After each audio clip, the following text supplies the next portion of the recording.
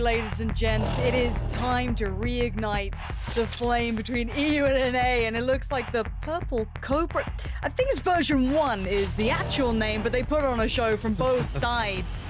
And I've got to say it, look, the full NA desk, only Wyatt picking Fnatic here. I think we both know though, Hypoc, this is going to be such a close game between these two pioneers of the current meta from both regions, both coming up with similar ideas how to approach that Viper post plant, both of them catching teams by surprise and maybe making it through in place of teams that maybe people pitted first in front of them, but proving they deserve to be here nonetheless. Both looking good, but both down in the lower bracket run.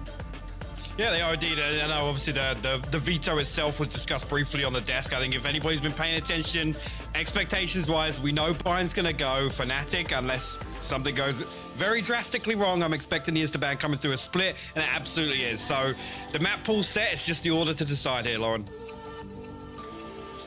Yeah, let's see what Fnatic go for now. Straight into Icebox. First pick here now. Didn't go so well last time against NA. No, it did. Coming off a strong performance versus X10, though, the 13-4, where I think really they ran away with it. So potentially a little bit of a confidence booster coming back there. Obviously, V1 going to start on defense as well.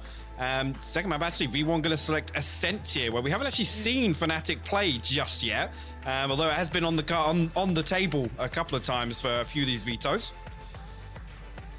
Okay, and Haven. Last map. Do you think we're making it there? Do you think it's going all three? I think if we could have begged for any setup here, it'd be Haven to be the decider, right? I think that's potentially the most exciting map we could see. I mean, potentially with Ascent coming in second, there's a chance, right? Fnatic, I guess, live games-wise, no real reps here yet at Boaster. We've only seen them on Haven and Icebox, so it's definitely, it's on the cards. I mean, that's as much of a setup we could get for a three-mapper, right? Yeah, I'm with you. The cat ears are back out. They've been glued back in after being cut to pieces by Sun Team yesterday, but it is all gravy. It's first time to get to see both these teams now in the elimination area, right? Because version 1, they made it through that first round of the upper bracket, got past the likes of Liquid, looked solid doing it as well.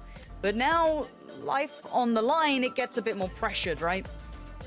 It does indeed, and I think, you know, they started talking about a couple of these bits on the desk, but this is going to be so interesting to see, because really regionally we didn't see Fnatic get tested in sort of this meta as you get straight into the Aiden Select actually presented by Prime Gaming. I don't expect any surprises here. I think both teams are going to lean heavily on where they've already got reps and those comfort zones we've already talked about, Lauren.